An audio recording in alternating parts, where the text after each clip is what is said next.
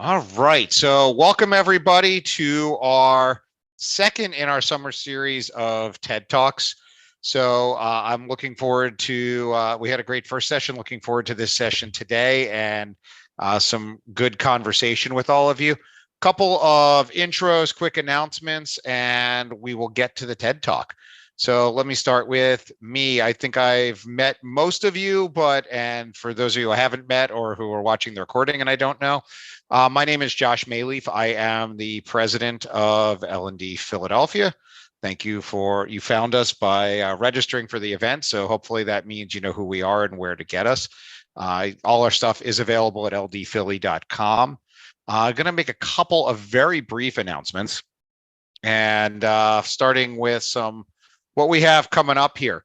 So just again, you can find all of our events and our partner events on our website.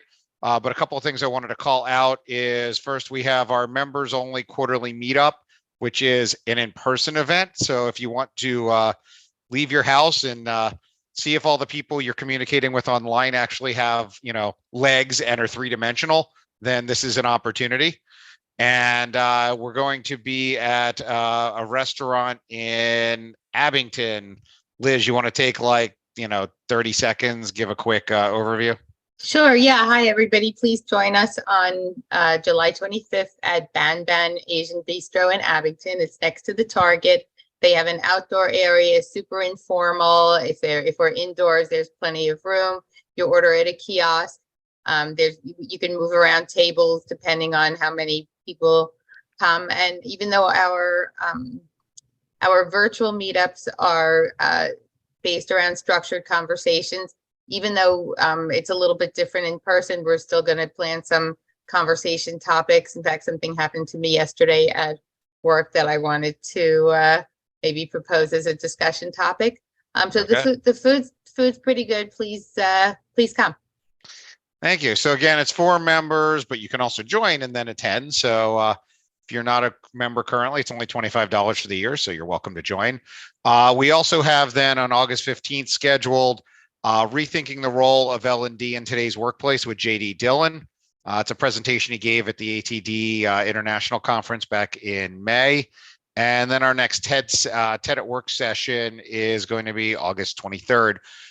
Check back the website too. We have some other events coming soon that we'll be posting shortly, including a special event for teachers who are transitioning. And more to come on that, but Shannon, who I see on the call here, has been helping get that all organized and together. So stay tuned. Quick shout out to our sponsors. Judge Learning Solutions is our website sponsor. You can find them literally on every page on our website. So that's how you can get in touch with them. And they have two main things they do. One is placement. So if either you're hiring or looking for a role, they're good people to reach out to, as well as custom content development. Next up is Degreed. They are our email sponsor, so you can find their logo in every weekly email we send out, as well as a link to get to some of their reports and detailed information if you want that. And our sponsor of today's session is our friends at TED at Work. And so basically, some of you may be familiar with it, but TED at Work is TED's workplace learning and culture solution. So the program combines the mind-shifting TED Talks with group discussion tools like we're going to use today to inspire new ways of working at the individual and team levels. And you can learn more about TED at Work by checking out the information that will come in the follow-up email from today's session, or just Googling TED at Work and you will find them. So that it's because of them that we're able to stream these talks. So I'm happy about that. Just real quick high level overview of what we're going to be doing today. Again, I got a little bit of context what we're doing. We're going to jump right into starter question. We'll watch the TED Talk, have a couple of big group and breakout discussions, share takeaways, and wrap up and get everybody back into their day. So let me go through some context here. Basically, what we've got going on is, so here's the goals, right? Want to learn something, meet and reconnect with colleagues, and also engage with the community. And my pro tip of this is I will leave some time at the very end here that if you want to share your LinkedIn profile with the other people who have signed in, go ahead and have that ready, and then maybe we can connect and have some new contacts. So now it's time for me to talk a little bit less and get you guys involved here. So let's start off with a discussion question. So in chat, and if people want to come off mute too, we're a conversational group here. What appealed to you about this topic specifically on teaming, or also just the idea of the TED at Work lunch and learn format? So again, either throw stuff in chat or feel free to come off and off mute and talk.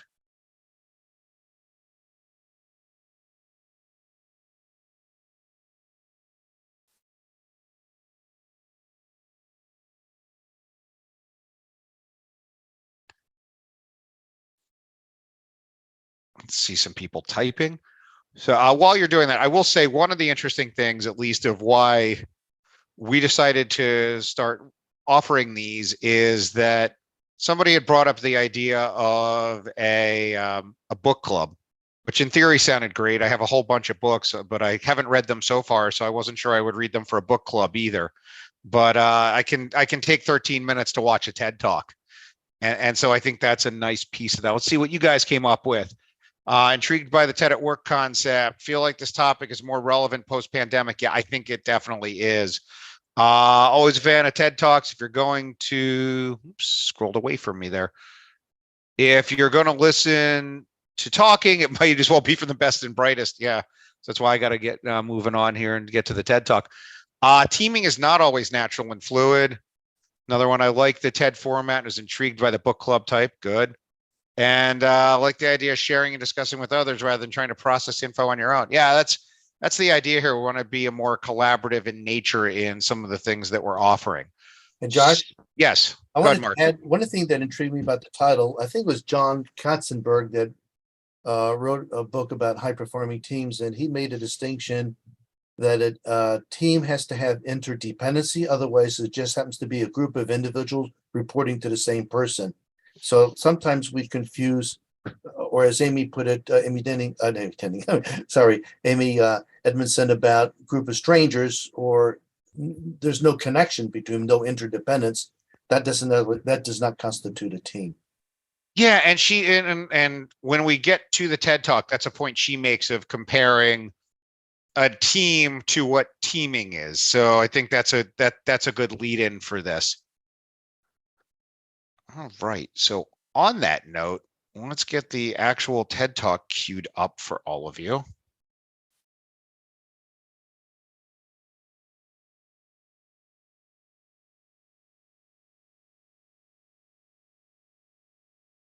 All right, so let's start off with a reflection question that we'll do as a group here.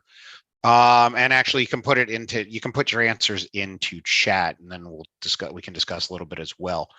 So the question is, have you ever been involved in a nimble display of teaming in the way Amy Edmondson defines it? And if so, how did it go?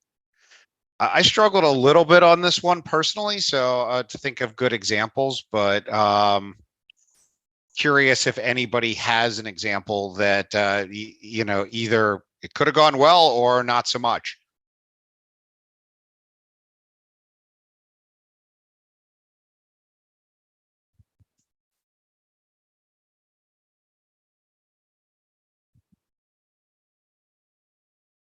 So I think I see some typing. And again, if anybody just wants to unmute and start talking, that is fine as well.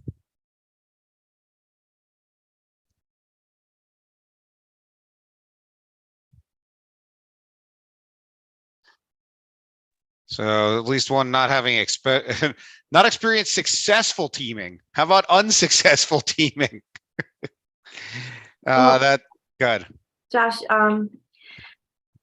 I experienced successful teaming years ago.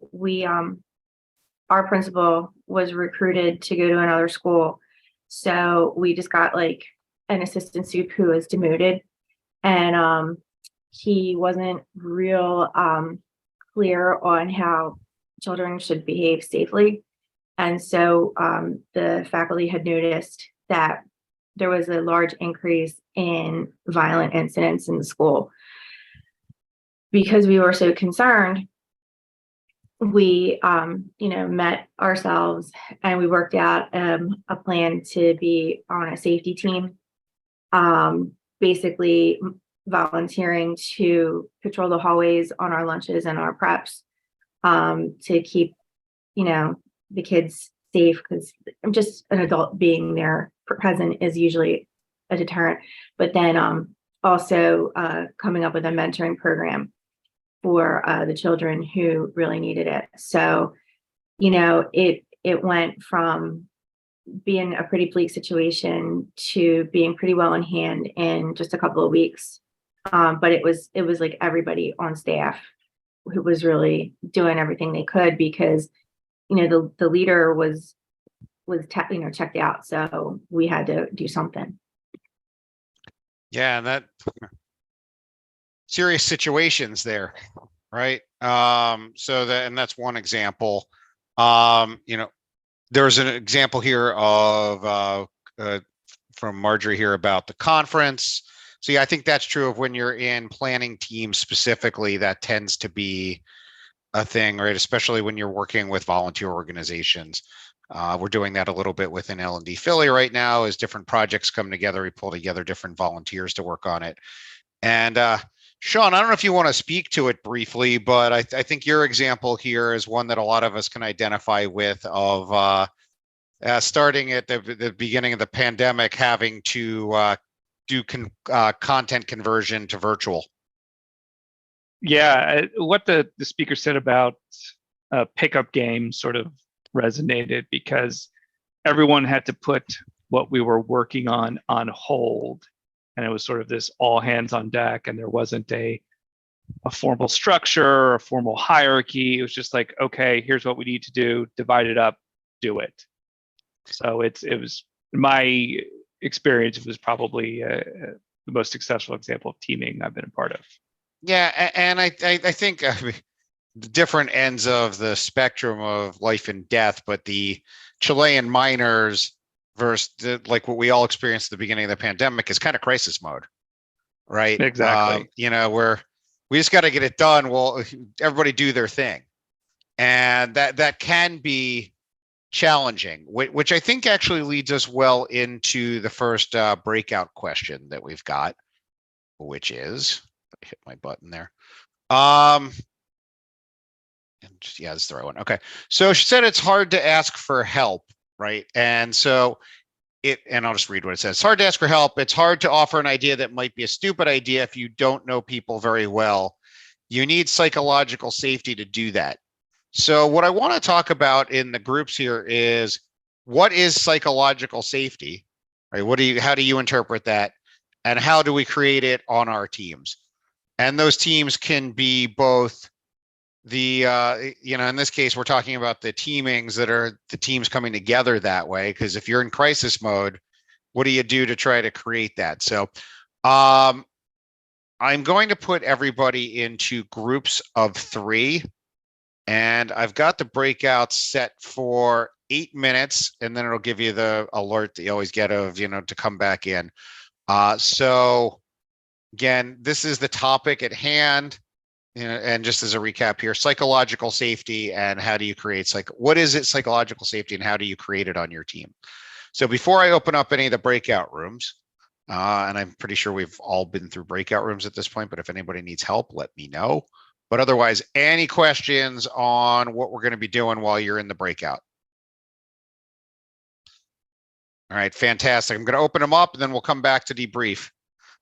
So here we go.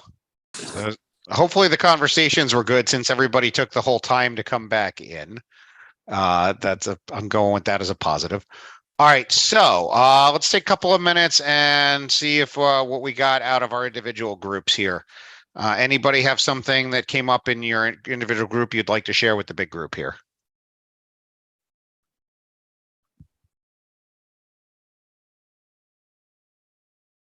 I could share, I guess. So we talked, there's a couple things of how do you create it. Trust and respect is needed. And we think sometimes why it's hard to implement psychological safety is because an organization might try to leapfrog those steps and just say like, we're going to be psychologically safe. But if there's a sort of a feeling of maybe not everyone's ideas are respected, or if there's low trust, you might be setting it up for not a smooth implementation. Yeah, I think that's a big call out, right? It's there has to be a trust piece of, if you're going to put yourself out there, you have to trust that you're not going to get dismissed. We were talking a little bit about that in the group I was in, right? So psychological safety and trust, there is a good hand in hand with those. What else from anybody else?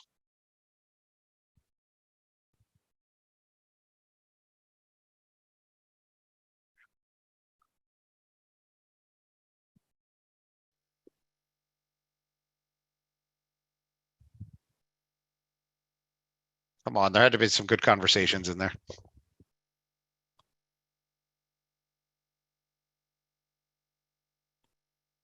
Josh, Oop, Mark, you're echoing, I think. sorry about that. All right, Tracy, you were going to say something. Why don't you go? Yeah, I was just going to jump in. Lily and Marjorie and I had an interesting conversation.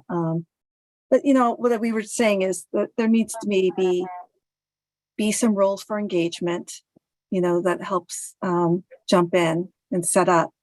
But even then, to your point, it's that trust piece, because people can say the right thing, but if there's no follow through or follow up, and if everybody's not on the same board, then those words, the psychological safety, or we're here as a team,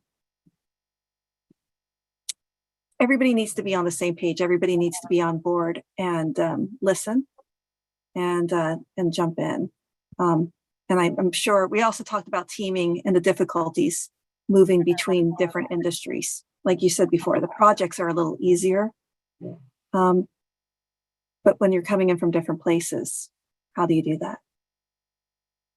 Yeah, right. So if you're teaming up and coming in from, locally, we have the example of what happened with the project on 95, right? I don't know if it sounds like you might have talked about that then. I see nodding.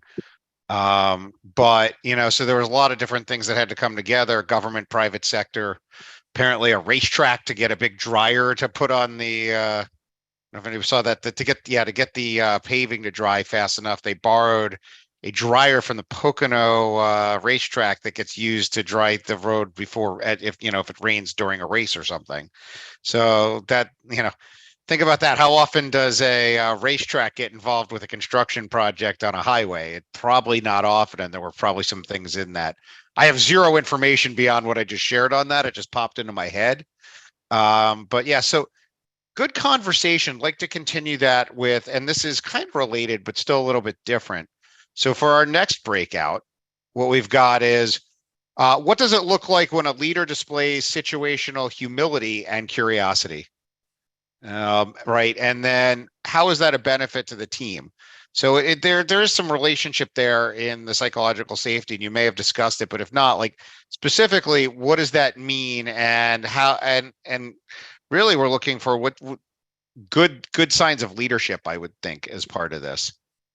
And I see there's a thing in the chat here of a recommendation for The 4 Stages of Psychological Safety by Timothy Clark. I'm guessing that's a book. Yes, it is. All right. So we've got a book advice for those of you who do read. As I said a little earlier, my reading is lacking, but sounds like a good resource. All right. So here's what I'm going to do for this round. Again, the question is talking about what it looks like when you display situational humility and curiosity. I redid the groups. You're going to have some of the same people, some different. We're going to do groups of 4 this time. And same deal, 8 minutes to chat. Then we come back, debrief, and wrap up the session. So any questions on this before I open up the breakout rooms again? All right. Think we got everybody back. So what examples did we come up with of what it looks like for situational humility and curiosity?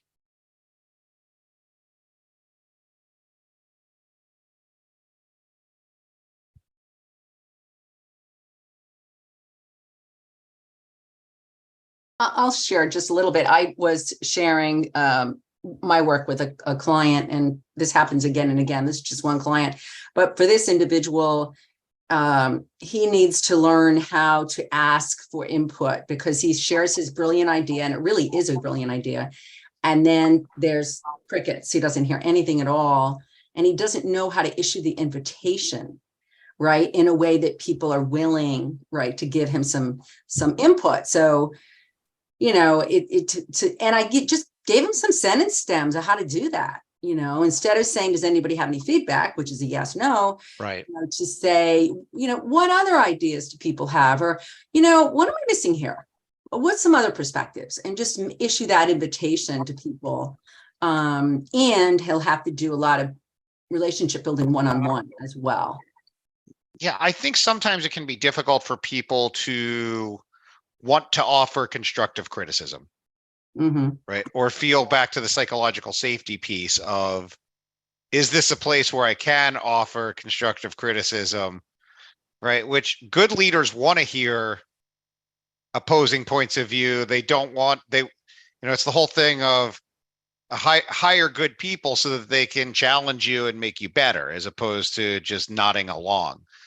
And so I think those two things go together pretty well, of creating an environment where you can then express humility and get people to share their ideas.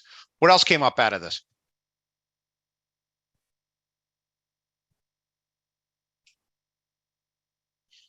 Anybody from the other group?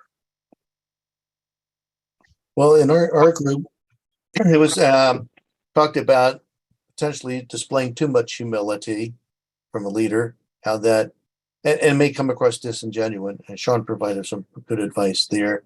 We talked about emphasizing the word situational, humility, and curiosity.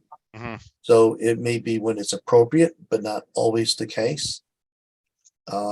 Yeah, sometimes, especially back to crisis mode, right? Sometimes some of that there may be, strong leadership required, as opposed to when you need the input to figure out the best path forward. Right. We reminded ourselves of the quote that Amy Edmondson showed: is hard to learn when you already know. Yeah. And so, picking up what Marjorie said, I think you could phrase it differently. That I had a client that said, what am I missing here? And you don't have to be the word I, it could be, what are we missing here? I've heard it rephrased, suppose we're wrong at this. Or I think I also oftentimes find when we're in problem solving mode, our minds become more curious sometimes, rather than trying to seek the right answer, but just to be in an exploration stage. Yeah. So I think the leader, could lead an exploration of, but phrasing it in a way that said, like reframing it. Suppose this weren't the case, what other options would it be if this weren't the case? And kind of help facilitate. Now I emphasize the word facilitate. Yeah, I think the whole idea of, being open to that kind of stuff, that you're making some really good points there. For the sake of time, because I also promised that this would happen. If anybody, I saw a couple of LinkedIn links in the chat. If anybody else wants to add it in, for mine, I threw up my QR code, which if you haven't seen that, it's a great feature within LinkedIn, specifically within the app. If you tap on the search bar within the LinkedIn app on your phone, it brings up a QR code that people can scan, which is helpful when you're in person meeting with people. Although for today, you can scan that as well. And with that, I will draw to a close our latest Lunch and Learn here. So thank you for all participating. Again, we have one scheduled next month as well, and then hopefully more from there. So I'll stick around for a couple of minutes if anybody has any questions or anything, but otherwise try to end these on time, because some of you may have post-lunch meetings now. So thank you all.